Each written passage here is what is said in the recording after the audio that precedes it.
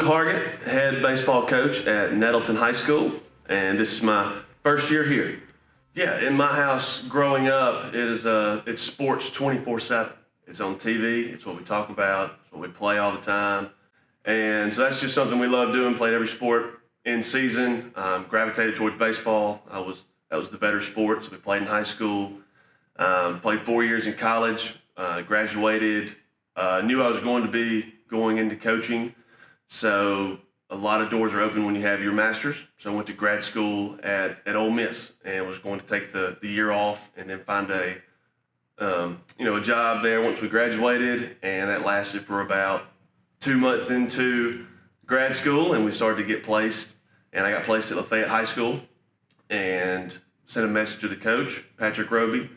And he said, sure, come out, can be a volunteer, just kind of work out with the guys. And to me, I treated that like it was an actual job and worked with them in 2014 and went down to Pearl High School. And I worked with Brian Jones down there for a year. Then I get a phone call that there's an opening down at Madison Central. Patrick Roby had taken that job, and it was too good of an opportunity to pass up. So we moved down to Madison and spent 4 seasons down there and had a great time, very successful, and was ready to become a head coach. And Nettleton was open, came up here, talked to them. We really liked it. We're excited about it. So we decided to make the jump, and here we are. The style that I want on my program, where in things you've learned from different places, the number one thing is just toughness, that ability to respond. Both, yes, mental, physical.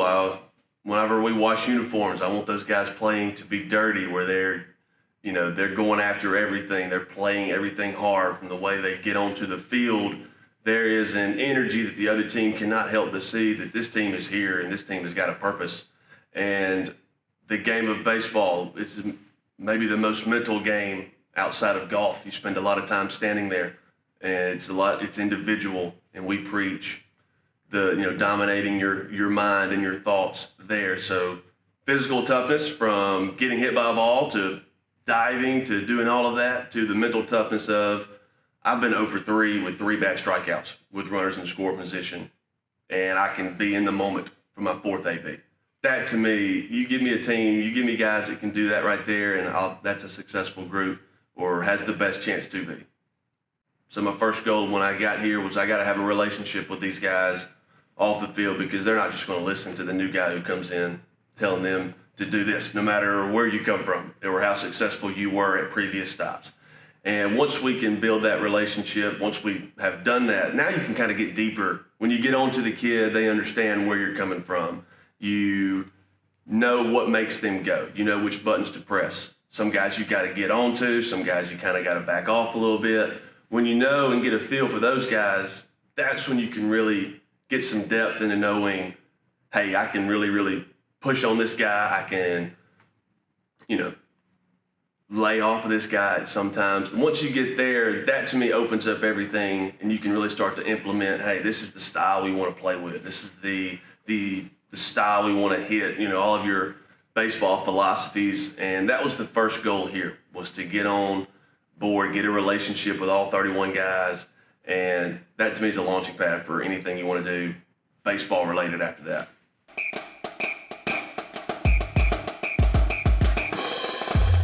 Much better. See, you got like 10, 12 more feet to work with right there. Does that make sense? Hey, good job. Hey, just running into a tag. My background is pitching, and have been a pitching coach the last 6 years. Every year but one, on the pitching side. I was a pitcher in college. That's my area there. But now as a head coach, you're over all of it, and you don't have as much time to devote to just the pitching side. So knowing that on the pitching side, our offense is generated to, hey, what stuff do I hate as a pitching coach? What really gives us fits on the pitching side? To me, that's a great offensive approach. And we want to be dynamic. We understand, in baseball, so many times there's so much you cannot control. So we preach that you have to dominate the things that you cannot control, because there's so many, from weather to bad hops to umpires to how your girlfriend treated you that day before the game.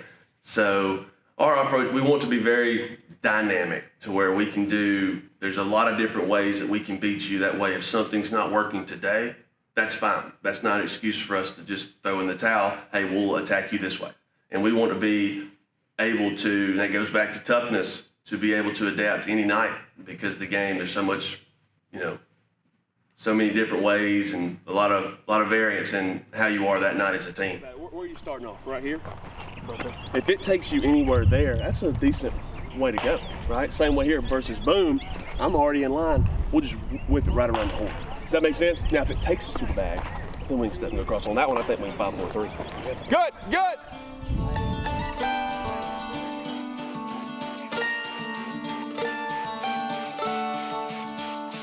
Motivating our guys, this is of course, before we took the job, looking at the roster, seeing who's coming back, knowing the area.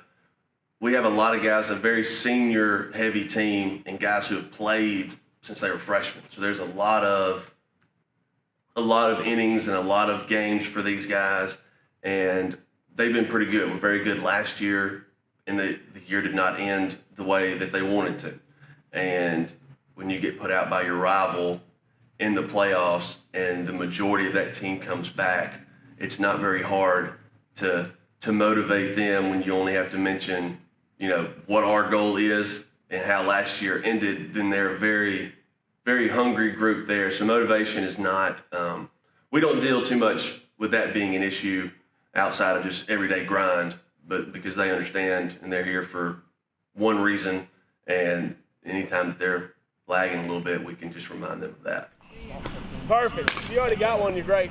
Get up. Having guys that play multiple sports is something that I think that makes you better. At our school at Nettleton, 3A, smaller school, you share a lot more athletes.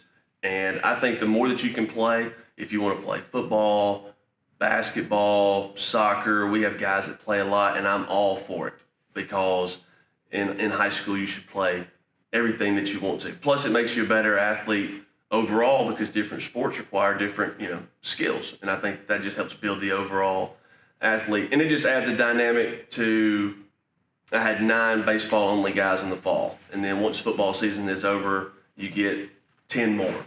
And you have soccer and basketball. But it's fine. I have no problems with guys playing extra sports. Just when they communicate and we can work well, and our coaches here work well with that. We understand sharing athletes, and you share a lot of athletes, and I think it makes them better. Our team's best attributes right now is offensively, we're very good. We've been swinging the bats well, which is good. You always love scoring runs. You need to make sure you stop the other team from scoring runs. It's a new day at MaxxSouth. We are excited to share some great news. In our continued effort to support Mississippi businesses, MaxxSouth is now offering local advertising support. Through high-quality programming, we combine traditional television and premium digital advertising, allowing your multimedia campaign to reach your targeted audience at any time on any device. Call MaxxSouth Media Sales today at 662-701-8628.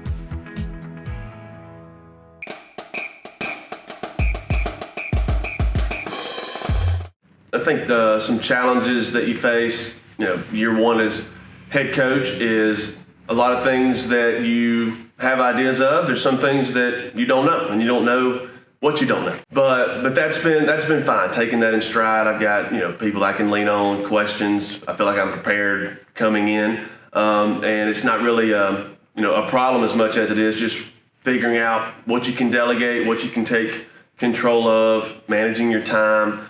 In year one here, oftentimes when you get a new coach, the team may not be as good because of different reasons why they need a new coach. But our circumstance here is we're expected to win now. And so you're having to, battle with the duties that come with being a head coach, along with, getting your team ready. And I think just managing your time is probably the number one challenge, from what you want to do, everything you want to get done, to what you actually can, and being okay with it and moving forward to the next job.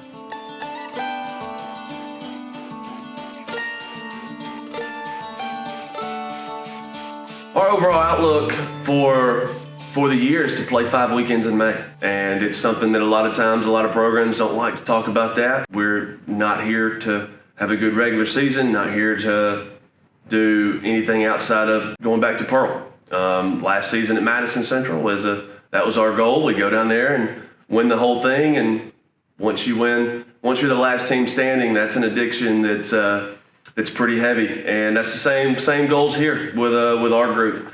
And we don't shy away from it. We talked about toughness, understanding that, hey, this is what we're doing. We're not wishy-washy about it. We're not sitting there, hey, this is okay, this is good. No, this is what it is. It's in front of those guys. Those guys want that to be the goal.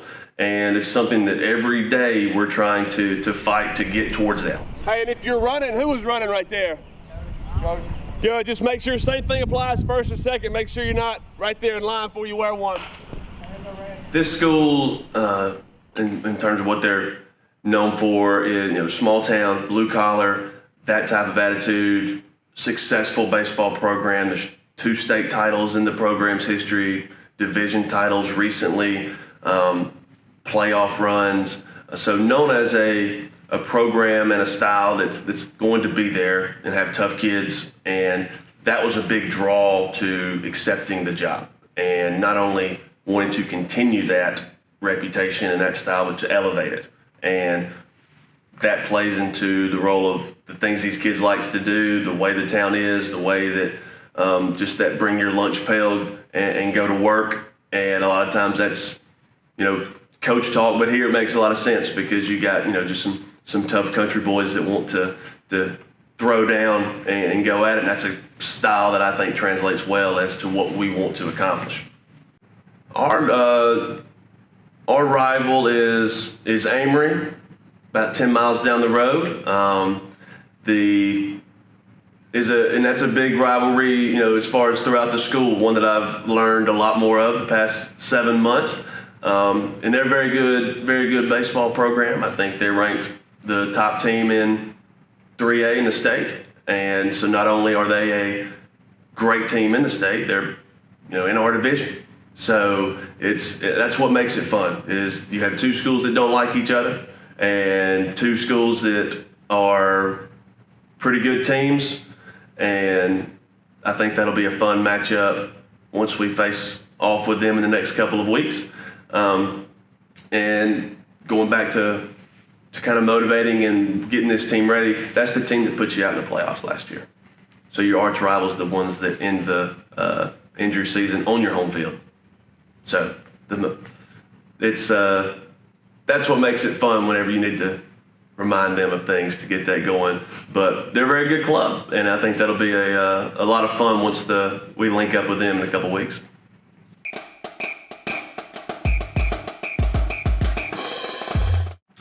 I think when you talk about goals for the season, there's 42 teams in our division that are playing for a state title.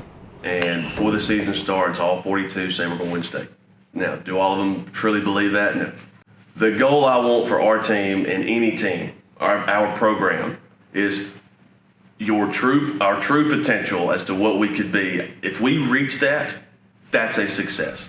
If that's only a 500 on some years where you're down or injuries or whatever the case may be, if your potential, if you can reach that, whatever that is, whatever you deem is your potential of what you could reach that year, that's a success to go. Now, with the team that we have, with the kids that we have, and the talent, that's a legitimate goal. So to reach that would be a success. So on the wins and losses side of success, that's it. Plain and simple.